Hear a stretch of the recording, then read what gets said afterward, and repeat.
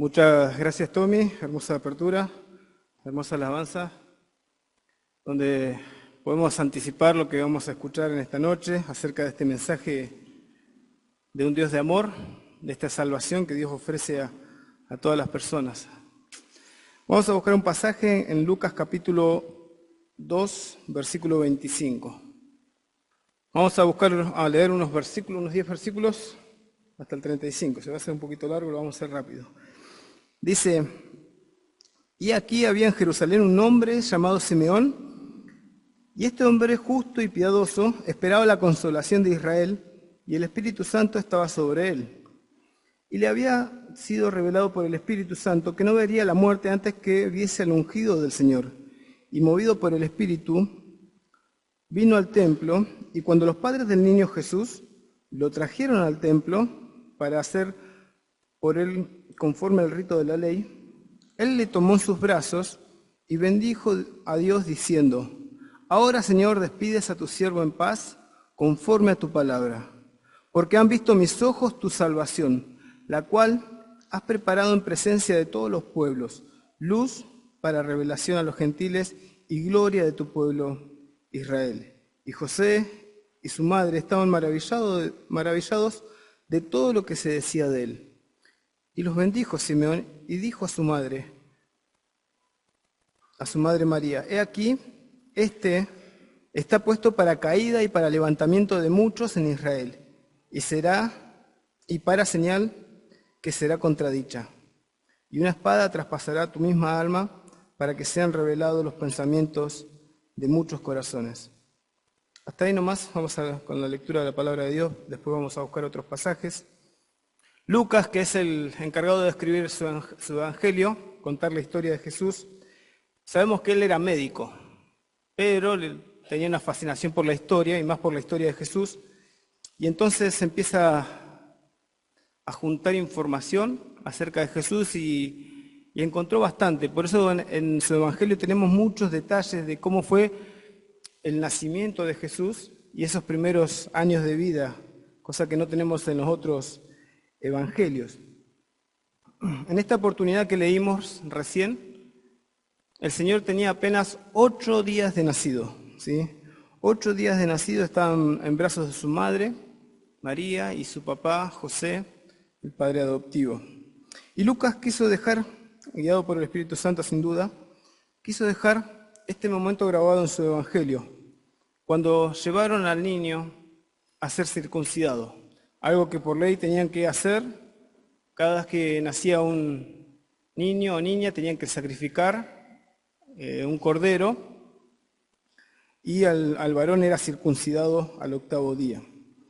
Así que vemos que lo único que tiene esta familia para ofrecer sacrificio, son 2 palominos, 2 tórtolas, ¿sí?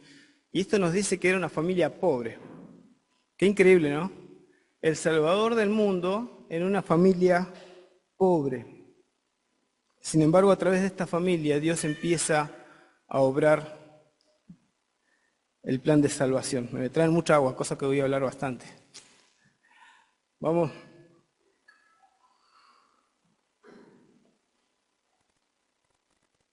Y es ahí cuando Lucas nos cuenta acerca de este hombre anciano, Simeón. Y cuenta que este hombre, la característica era que era justo y piadoso. 2 características que vamos a encontrar en la Biblia juntas siempre: justo y piadoso. Y como leímos en este pasaje, el Espíritu Santo estaba sobre él, y de alguna manera había recibido revelación del Espíritu Santo que no vería la muerte, no iba a partir de este mundo, sin antes ver ese ungido del Señor.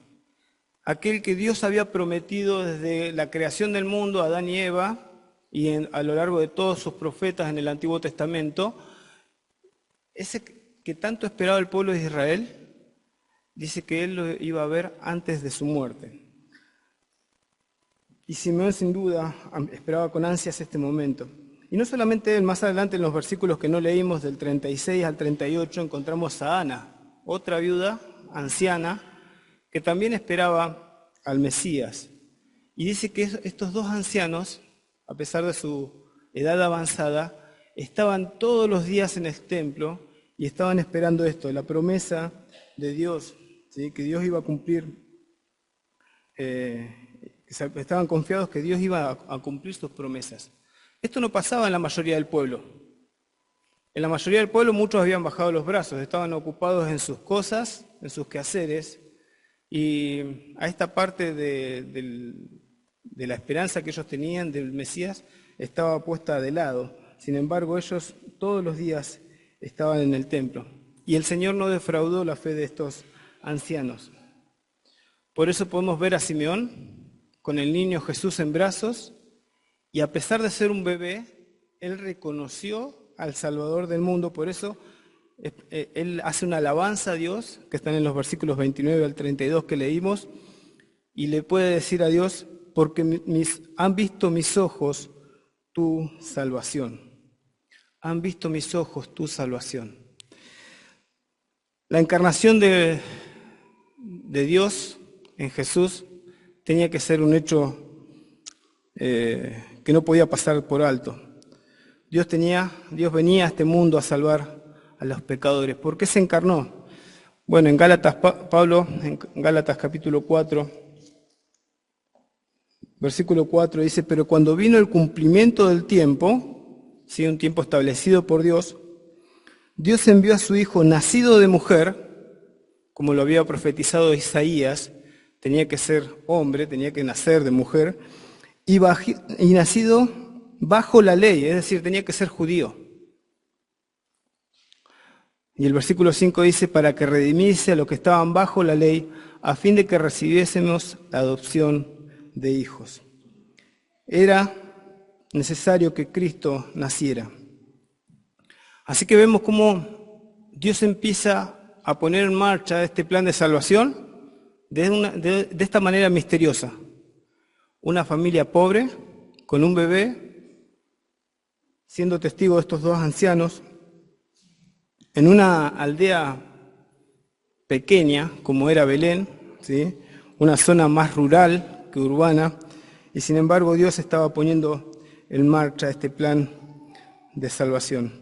Ese niño llegaría a ser, como dice Simeón, luz y revelación a los gentiles y gloria de tu pueblo Israel. Él por la fe pudo ver, más allá de ver un niño, él por la fe pudo ver al Salvador y aquel que sería luz para revelación a los gentiles y gloria de tu pueblo, dando a entender que la salvación no sería simplemente al pueblo judío, sino que la salvación llegaría a todas las personas del mundo. Pero lo que más impacta en este pasaje es lo que Simeón le dice a María. En un momento Simeón, quizás en algo más íntimo, se dirige a María y le dice estas palabras que leímos en el versículo 34. He aquí, está puesto para caída y levantamiento de muchos en Israel, y para señal que será contradicha. Es decir, iba a ser una señal dada por Dios, pero que traería oposición. Y si vemos a lo largo de los evangelios que tenemos, encontramos cómo esta profecía que dice Simeón se cumple en la historia del Señor. Andando y predicando y sanando y haciendo bien, él encontraría oposición. Y encontramos continuamente que causaba esto, caída y levantamiento. Caída para aquellos que no creían creer, para aquellos que rechazaban, aquellos que simplemente veían un nombre y no veían al enviado de Dios. Pero levantamiento para aquellos que sí entendieron que era el Mesías. Unos rechazaban, otros creían. Vemos en las historias que cuentan los evangelios cómo la gente se sorprendía de su enseñanza, más cuando hacía milagros, y sin embargo también encontramos la oposición de los grupos religiosos, también grupos políticos, continuamente se oponían al Señor. Pero se cumplía sin duda lo que Simeón dijo de Jesús, que iba a ser alguien que traería tropiezo a algunos y levantamiento a otros. Pero esto no solamente lo dijo Simeón, sino que también el profeta Isaías había hablado mucho tiempo antes acerca de esto, de que vendría el Mesías y que él sería roca de tropiezo, piedra de tropiezo y roca que hace caer, refiriéndose a esto, a la falta de fe y al rechazo que iba a tener Cristo. En Lucas 7, si avanzamos con unas hojas adelante, Lucas capítulo 7.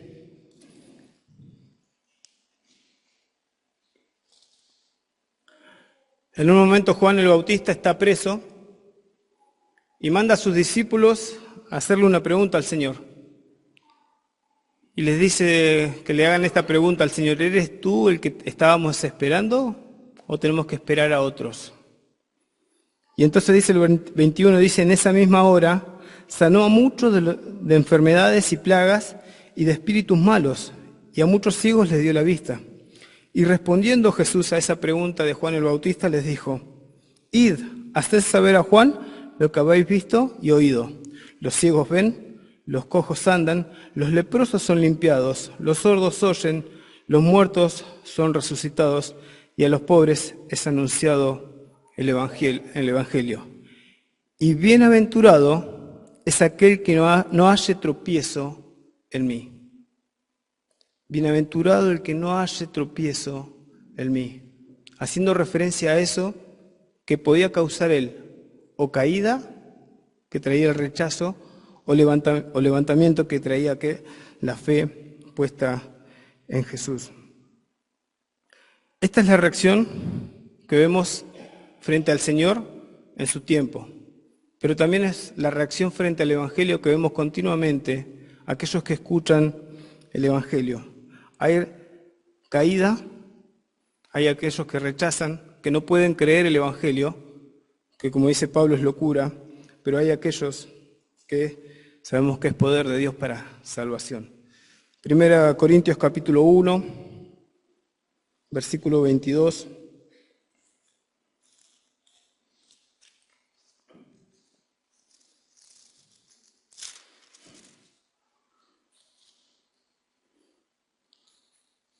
Porque los judíos piden señales y los griegos sabiduría.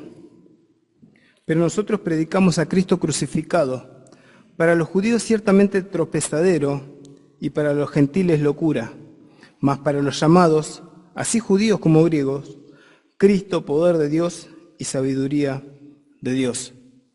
El problema no estaba en el plan de Dios. El problema siempre estuvo en el hombre, en la humanidad, en el hombre y la mujer.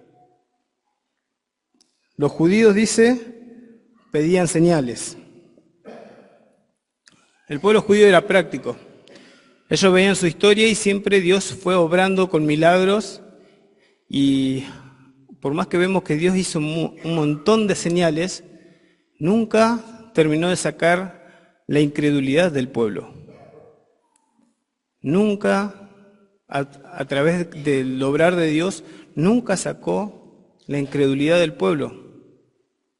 Habían atravesado el mar muerto cuando fueron liberados de los egipcios, vieron la salvación que les dio y a los días estaban dudando de Dios si lo iba a cuidar. Pablo dice que los judíos siempre piden señales. Los griegos buscan sabiduría. Ellos admiraban el saber.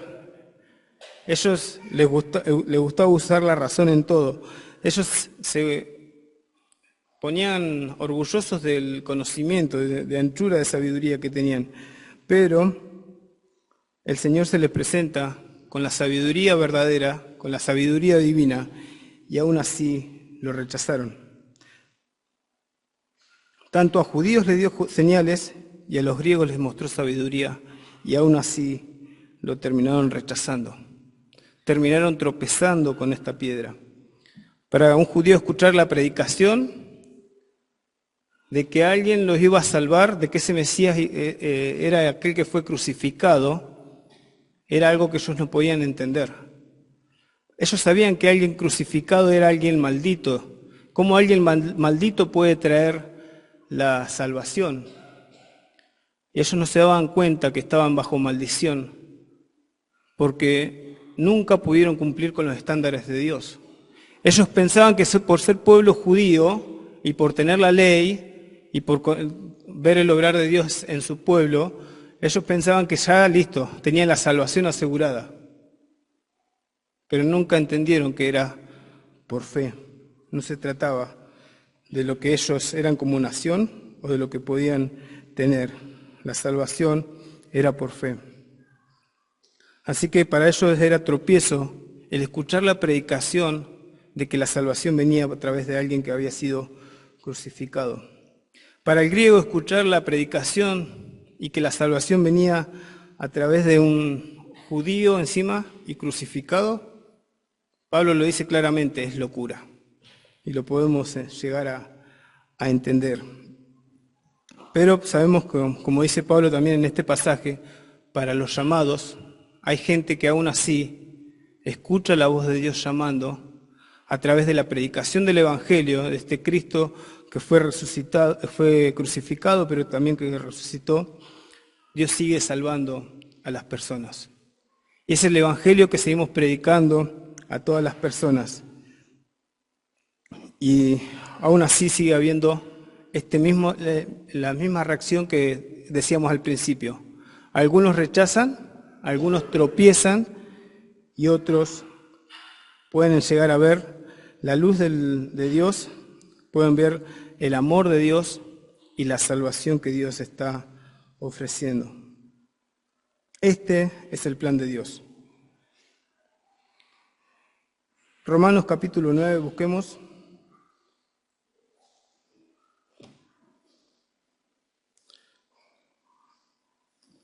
Versículo 30.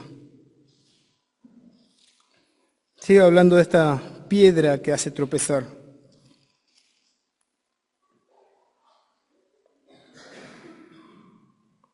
Y Pablo lo está explicando con respecto a su pueblo. Veía a su pueblo, lo veía tropezar con Cristo, que no podían ver la salvación, el plan de Dios, y Pablo se lamentaba por su pueblo. Y entonces dice en el capítulo 9, versículo 30, ¿qué pues diremos?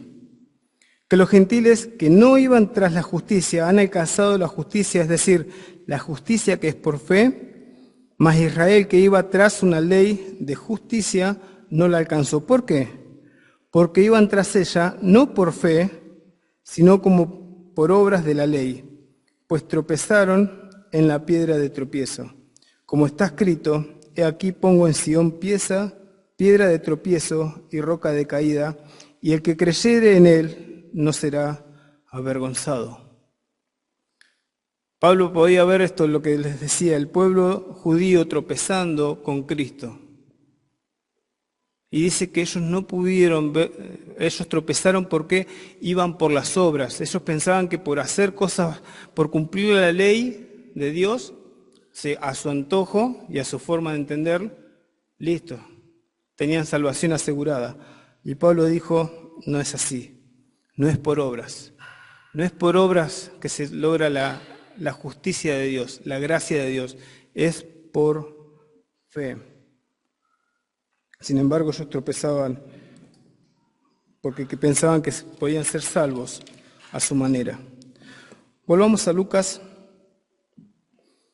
Trataba de ver esto en la vida del Señor, cómo la gente iba tropezando y algunos iban creyendo. Y en el capítulo 22,